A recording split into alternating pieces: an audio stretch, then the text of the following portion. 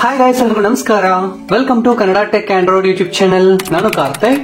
ಈ ಒಂದು ವಿಡಿಯೋದ ಟೈಟಲ್ ಹಾಗೂ ಥಂಬ್ನೇಲ್ ನೋಡಿ ನಿಮಗೆ ಗೊತ್ತಾಗಿರುತ್ತೆ. ಹೌದು, ನಿಮ್ಮ ಒಂದು ಮೊಬೈಲ್ ನಲ್ಲಿ ಇಂಟರ್ನೆಟ್ ಬೇಗ ಖಾಲಿ ಆಗುತ್ತೆ ಅಂತ ಹೇಳಿದ್ರೆ ನಾನು ಹೇಳುವಂತಹ ಈ ಒಂದು 3 ಸೆಟ್ಟಿಂಗ್ಸ್ ಅನ್ನ ನಿಮ್ಮ ಒಂದು ಮೊಬೈಲ್ ನಲ್ಲಿ ಮಾಡ್ಕೊಳ್ಳಿ. ಇಂಟರ್ನೆಟ್ ಆದ್ರೆ ಖಾಲಿ ಆಗೋದಿಲ್ಲ.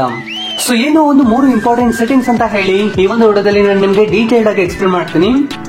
ಸೊ ಖಂಡಿತ ಈ ಒಂದು ವಿಡಿಯೋ ಪ್ರತಿಯೊಬ್ಬರಿಗೂ ಸಹ ಇಷ್ಟ ಆಗುತ್ತೆ. ವಿಡಿಯೋನ ಸ್ಕಿಪ್ ಮಾಡಿದ್ರೆ ಎಂತ ತನಕ ನೋಡಿ. ವಿಡಿಯೋವನ್ನ ಶುರು ಮಾಡೋದಕ್ಕಿಂತ ಮೊದಲು ಒಂದು ಚಿಕ್ಕ ರಿಕ್ವೆಸ್ಟ್. ಹೇ ಗೈಸ್, ವಿಡಿಯೋನ ಶುರು ಮಾಡೋದಕ್ಕಿಂತ ಮೊದಲು ದಯವಿಟ್ಟು ವಿಡಿಯೋಗೊಂದು ಲೈಕ್ ಮಾಡಿ ಸಪೋರ್ಟ್ ಮಾಡಿ. ಹಾಗೆ ಚಾನೆಲ್ ಅನ್ನ ಸಬ್ಸ್ಕ್ರೈಬ್ ಮಾಡ್ಕೊಳ್ಳಿ. ಹಾಗೆ ಬೆಲ್ ಐಕಾನ್ ಅನ್ನ ಕ್ಲಿಕ್ ಮಾಡಿ ಆಲ್ ನಲ್ಲಿ ಸೆಲೆಕ್ಟ್ ಮಾಡ್ಕೊಳ್ಳಿ. ಸೊ ಈ ರೀತಿಯಾಗಿ ಮಾಡೋದ್ರಿಂದ ನಾವು ಇದೇ ತರದ ಇಂಟ್ರೆಸ್ಟಿಂಗ್ ಆದಂತಹ ವಿಡಿಯೋಸ್ ಅನ್ನ ಅಪ್ಲೋಡ್ ಮಾಡಿದಾಗ ನೀವು ಮಿಸ್ ಆಗದ್ರೆ ನೋಡಬಹುದು. ಹಾಗೆ ಎಲ್ಲರೂ ಸಹ ಈ ತರ ಕಾಮೆಂಟ್ ಸೆಕ್ಷನ್ ಅಲ್ಲಿ ಬಂದು ಈ ಒಂದು ವಿಡಿಯೋ ನಿಮ್ಗೆ ಇಷ್ಟ ಆದ್ರೆ ಮಾತ್ರ ಸೂಪರ್ ವಿಡಿಯೋ ಅಂತ ಹೇಳಿ ಅಥವಾ ಗುಡ್ ವಿಡಿಯೋ ಅಂತ ಹೇಳಿ ಒಂದು ಚಿಕ್ಕ ಕಾಮೆಂಟ್ ಮಾಡಿ ಈ ತರ ಸೆಂಡ್ ಮಾಡಿ ಸಪೋರ್ಟ್ ಮಾಡಿ ಫ್ರೆಂಡ್ಸ್. ಸೊ ಗೈಸ್, ಈಗ ವಿಡಿಯೋನಾದ್ರೆ ಶುರು ಮಾಡೋಣ. ಸೊ ಈಗ ಫಸ್ಟ್ ಇಂಪಾರ್ಟೆಂಟ್ ಆದಂತಹ ಸೆಟ್ಟಿಂಗ್ ಬರ್ತಿದೆ ನಿಮ್ಮ ಒಂದು ಮೊಬೈಲ್ ಡಾಟಾ ಅನ್ನು ಸೇವ್ ಮಾಡ್ಲಿಕ್ಕೆ. ಸೊ ಅದಕ್ಕಾಗಿ ಡಿಫಾಲ್ಟ್ ನಿಮ್ಮ ಒಂದು ಮೊಬೈಲ್ ನ ಸೆಟ್ಟಿಂಗ್ಸ್ ಅನ್ನು ಓಪನ್ ಮಾಡ್ಕೊಳ್ಳಿ. ನಂತರ ಹಾಗೆ ಕೆಳಗಡೆ ಸ್ಕ್ರೋಲ್ ಮಾಡಿ. ಸೊ ತರ ಸ್ಕ್ರೋಲ್ ಮಾಡ್ತಾ ಬಂದಿದ್ದೀರಾ ಅಂತ ಹೇಳಿದ್ರೆ ಈ ಒಂದು ಜಾಗದಲ್ಲಿ ಆಪ್ಸ್ ಅಂತ ಹೇಳಿರುತ್ತೆ, ಇದನ್ನ ಕ್ಲಿಕ್ ಮಾಡಿ.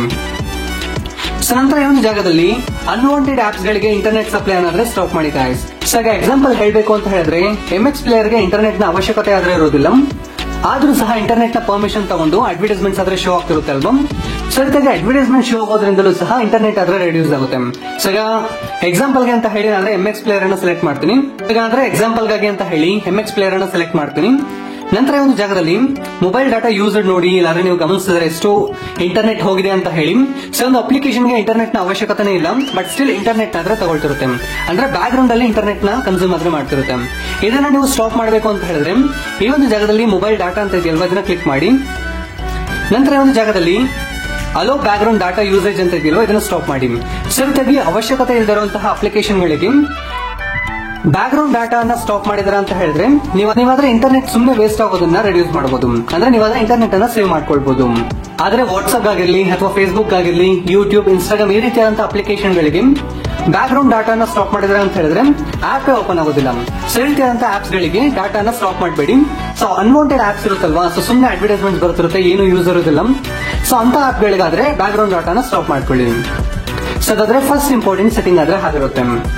ಸೊ ಈಗ ಸೆಕೆಂಡ್ ಇಂಪಾರ್ಟೆಂಟ್ ಆದಂತಹ ಸೆಟ್ಟಿಂಗ್ ಬರ್ತಿದೆ. ಇದಕ್ಕಾಗಿ ನಿಮ್ಮ ಒಂದು ಪ್ಲೇ ಸ್ಟೋರ್ ಅನ್ನು ಓಪನ್ ಮಾಡಿ. ನಂತರ ಈ ಒಂದು ಜಾಗದಲ್ಲಿ ನಂತರ ಈ ಒಂದು ಜಾಗದಲ್ಲಿ ಲೋಗೋ ಇರುತ್ತೆ. ಸೊ ನಿಮ್ಮ ಒಂದು ಲೋಗೋ ಇರುತ್ತೆ, ಇದನ್ನ ಕ್ಲಿಕ್ ಮಾಡಿ. ಈ ಒಂದು ಜಾಗದಲ್ಲಿ ನಿಮ್ಗಾದ್ರೆ ಮ್ಯಾನೇಜ್ ಆಪ್ ಅಂಡ್ ಡಿವೈಸ್ ಅಂತ ಇದೆಯಲ್ವಾ, ಇದನ್ನ ಕ್ಲಿಕ್ ಮಾಡಿ. ಈ ರೀತಿಯಾಗಿ ಓಪನ್ ಆಗುತ್ತೆ. ನಂತರ ಇಲ್ಲಿ ಅಪ್ಡೇಟಿಂಗ್ ಆಪ್ಸ್ ಅಂತ ಇದೆಯಲ್ವಾ, ಇದನ್ನ ಕ್ಲಿಕ್ ಮಾಡಿ. ಸೊ ಇದನ್ನ ಕ್ಲಿಕ್ ಮಾಡಿದ್ರೆ ಅಂತ ಹೇಳಿದ್ರೆ ಎಲ್ಲರ ಮೊಬೈಲ್ ನಲ್ಲಿ ಸಹ ಈ ರೀತಿಯಾಗಿ ಡಿಫಾಲ್ಟ್ ಆಗಿ ಆಟೋಮೆಟಿಕ್ ಆಗಿ ಅಪ್ಡೇಟ್ಸ್ ಆದ್ರೆ ಆಗ್ತಿರುತ್ತೆ. ಸೊ ಇದನ್ನ ಕ್ಯಾನ್ಸಲ್ ಮಾಡಿ ಗಾಯ್ಸ್. ಇದನ್ನ ಕ್ಯಾನ್ಸಲ್ ಮಾಡೋದ್ರಿಂದ ನೀವಾದ್ರೆ ಇಂಟರ್ನೆಟ್ ಅನ್ನು ಸೇವ್ ಮಾಡಬಹುದು. ನಿಮ್ಗೆ ಬೇಕಾಗಿರುವಂತಹ ಅಪ್ಲಿಕೇಶನ್ ಗಳಿಗೆ ಪರ್ಟಿಕ್ಯುಲರ್ ಆಗಿ ಅಪ್ಡೇಟ್ ಮಾಡ್ಕೊಳ್ಳಿ. ಸೊ ಅನ್ವಾಂಟೆಡ್ ಆಪ್ಸ್ ಇರುತ್ತೆ ಅಲ್ವಾ, ಸೊ ಅದು ಅವಶ್ಯಕತೆ ಇರೋದಿಲ್ಲ, ನಾವು ಡೈಲಿ ಲೈಫ್ ಅಲ್ಲಿ ಯೂಸ್ ಮಾಡೋದಿಲ್ಲ. ಸೊ ಅಂತ ಆಪ್ಸ್ ನ ಅಪ್ಡೇಟ್ ಮಾಡ್ಲಿಕ್ಕೆ ಆದ್ರೆ ಹೋಗ್ಬೇಡಿ. ಸೊ ಅಂತ ಆಪ್ಸ್ ಆದ್ರೆ ಅಪ್ಡೇಟ್ ಮಾಡ್ಲಿಕ್ಕೆ ಹೋಗ್ಬೇಡಿ. ಸೊ ರೀತಿಯಾಗಿ ಅಪ್ಡೇಟ್ ಆಲ್ ಕೊಡೋದ್ರಿಂದ ಅಂದ್ರೆ ಯಾವಾಗ ಆಪ್ ಅಲ್ಲಿ ಅಪ್ಡೇಟ್ ಬರ್ತಿರುತ್ತೋ ಆಗ ನಿಮ್ಮ ಪರ್ಮಿಷನ್ ಇದ್ರೆ ಆಟೋಮೆಟಿಕ್ ಆಗಿ ಅಪ್ಡೇಟ್ ಆಗೋದ್ರಿಂದಲೂ ಸಹ ಇಂಟರ್ನೆಟ್ ಆದ್ರೆ ಬೇಗ ಖಾಲಿ ಆಗುತ್ತೆ. ಸೊ ಇದನ್ನು ಸಹ ಒಂದು ಬಾರಿ ಚೆಕ್ ಮಾಡಿ. ಇನ್ ಕೇಸ್ ಅಪ್ಡೇಟ್ ಆಗ್ತಿದೆ ಅಂತ ಹೇಳಿದ್ರೆ ಅದನ್ನ ಸ್ಟಾಪ್ ಮಾಡ್ಕೊಳ್ಳಿ. ಈಗ ಮೂರನೆಯ ಇಂಪಾರ್ಟೆಂಟ್ ಸೆಟ್ಟಿಂಗ್ ಆದ್ರೆ ಬರ್ತಿದೆ. ಸೊ ಈ ಒಂದು ಆಪ್ ಆದ್ರೆ ಎಲ್ಲರ ಮೊಬೈಲ್ ನಲ್ಲಿ ಸಹ ಡಿಫಾಲ್ಟ್ ಆಗಿ ಇನ್ಸ್ಟಾಲ್ ಆದ್ರೆ ಆಗಿರುತ್ತೆ. ಗೂಗಲ್ ಫೋಟೋಸ್ ಅಂತ ಹೇಳಿ ಅದನ್ನ ಓಪನ್ ಮಾಡಿ. ಸೊ ಈಗ ಅಂದ್ರೆ ಗೂಗಲ್ ಫೋಟೋಸ್ ಅನ್ನಾದ್ರೆ ಓಪನ್ ಮಾಡ್ತಿದ್ದೀನಿ. ಸೊ ಒನ್ಸ್ ಗೂಗಲ್ ಫೋಟೋ ಅನ್ನು ಓಪನ್ ಮಾಡಿ, ನಂತರ ನಿಮ್ಮ ಒಂದು ಲೋಗೋವನ್ನ ಕ್ಲಿಕ್ ಮಾಡಿ. ಈ ಒಂದು ಜಾಗದಲ್ಲಿ ಕೆಳಗಡೆ ಸ್ಕ್ರೋಲ್ ಮಾಡಿದಾರೆ ಅಂತ ಹೇಳಿದ್ರೆ ಫೋಟೋ ಸೆಟ್ಟಿಂಗ್ಸ್ ಅಂತ ಇರುತ್ತೆ, ಇದನ್ನ ಕ್ಲಿಕ್ ಮಾಡಿ. ನಂತರ ಒಂದು ಜಾಗದಲ್ಲಿ ಬ್ಯಾಕಪ್ ಅಂತ ಇರುತ್ತೆ, ಇದನ್ನ ಕ್ಲಿಕ್ ಮಾಡಿ. ಸೊ ಇದಾದ್ರೆ ಎಲ್ಲರ ಮೊಬೈಲ್ ನಲ್ಲಿ ಸಹ ಡಿಫಾಲ್ಟ್ ಆಗಿ ಆನ್ ಅಲ್ಲಿ ಇರುತ್ತೆ ಗಾಯ್ಸ್. ಸೊ ಆಟೋಮೆಟಿಕ್ ಆಗಿ ಬ್ಯಾಕಪ್ ಆಗೋ ರೀತಿಯಾಗಿ ಆನ್ ಅಲ್ಲಿ ಇರುತ್ತೆ. ಸೊ ಇದನ್ನಾದ್ರೆ ನೀವು ಆಫ್ ಮಾಡ್ಕೊಳ್ಳಿ. ಸೊ ಇದನ್ನ ಆಫ್ ಮಾಡ್ಕೊಳ್ಳೋದ್ರಿಂದ ನೀವಾದ್ರೆ ಲಿಟ್ರಲಿ ತುಂಬಾ ಇಂಟರ್ನೆಟ್ ಆದ್ರೆ ಸೇವ್ ಮಾಡಬಹುದು. ಸೊ ಕೆಲವರು ಆದ್ರೆ ಏನ್ ಮಾಡಿರ್ತಾರೆ ಅಂತ ಹೇಳಿದ್ರೆ ವೀಕ್ಲಿ ಆದ್ರೆ ಬ್ಯಾಕಪ್ ಕೊಟ್ಟಿರ್ತಾರೆ, ಕೆಲವರು ಮಂತ್ಲಿ ಆದ್ರೆ ಬ್ಯಾಕಪ್ ಕೊಟ್ಟಿರ್ತಾರೆ.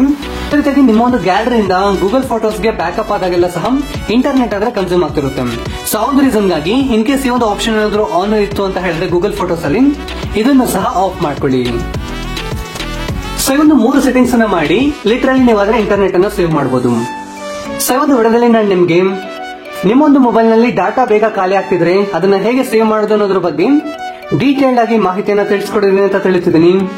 ವಿಡಿಯೋ ಇಷ್ಟ ಲೈಕ್ ಮಾಡಿ, ಶೇರ್ ಮಾಡಿ. ಹಾಗೆ ಇದೇ ರೀತಿಯಾದಂತಹ ಹೆಚ್ಚಿನ ಒಂದು ಇನ್ಫಾರ್ಮೇಟಿವ್ ವಿಡಿಯೋಗಳಿಗಾಗಿ ಈ ಕೂಡಲೇ ಚಾನಲ್ ಅನ್ನ ಸಬ್ಸ್ಕ್ರೈಬ್ ಮಾಡ್ಕೊಳ್ಳಿ. ಹಾಗೆ ಬೆಲ್ ಐಕಾನ್ ಅನ್ನ ಕ್ಲಿಕ್ ಮಾಡಿ ಆಲ್ ನಲ್ಲಿ ಸೆಲೆಕ್ಟ್ ಮಾಡ್ಕೊಳ್ಳಿ. ಸೊ ಈ ಒಂದು ವಿಡಿಯೋ ನೋಡಿದ್ದಕ್ಕಾಗಿ ಧನ್ಯವಾದಗಳು. ಕನ್ನಡವನ್ನು ಮಾತನಾಡೋಣ, ಕನ್ನಡವನ್ನು ಬೆಳೆಸೋಣ.